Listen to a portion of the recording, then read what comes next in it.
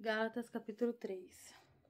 Ó insensatos Gálatas, quem vos fascinou para não obedecerdes à verdade, a vós perante os olhos de quem Jesus Cristo já foi representado como crucificado? Se quiser eu saber isso de vós, recebestes o Espírito pelas obras da lei ou pela pregação da fé? Sois vós tão insensatos que, tendo começado pelo Espírito, acabeis agora pela carne? Será em vão que tenhas padecido tanto? Se é que isto também foi em vão? Aquele que vos dá o Espírito e que obra maravilhas entre vós, falo pelas obras da lei ou pela pregação da fé. Assim como Abraão creu em Deus, e isso lhe foi imputado como justiça. Sabeis, pois, que os que são da fé são filhos de Abraão.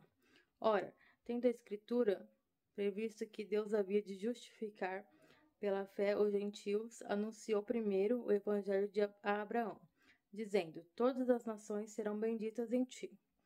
De sorte que os que são da fé são benditos com o crente Abraão.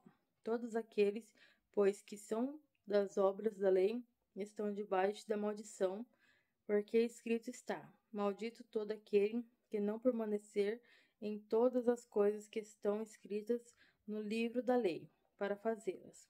E é evidente que pela lei ninguém será justificado diante de Deus, porque o justo viverá da fé.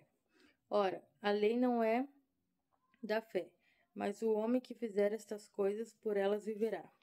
Cristo nos resgatou da maldição da lei, fazendo-se maldição por nós, porque está escrito: Maldito todo aquele que for pendurado no madeiro, para que a bênção de Abraão chegasse aos gentios por Jesus Cristo, e para que pela fé nos recebamos a promessa do Espírito. Irmãos, como o homem fala, se o testamento de um homem for confirmado, ninguém o anula, nem o acrescenta. Ora, as promessas foram feitas a Abraão e a sua posteridade, não diz. E as posteridades, como falando de muitas, mas como de uma só.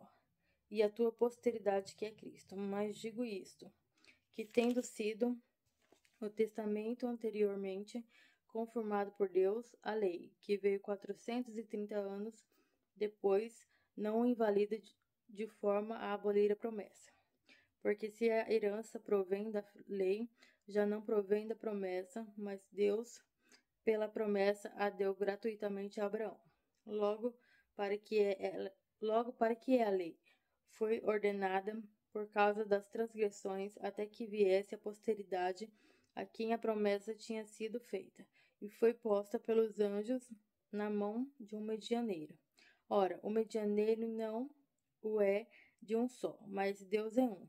Logo, a lei é contra as promessas de Deus? De nenhuma sorte, porque se dada fosse uma lei que pudesse vivificar a justiça, na verdade teria sido pela lei. Mas a Escritura encerrou tudo debaixo do pecado, para que a promessa pela fé em Jesus Cristo fosse dada aos crentes.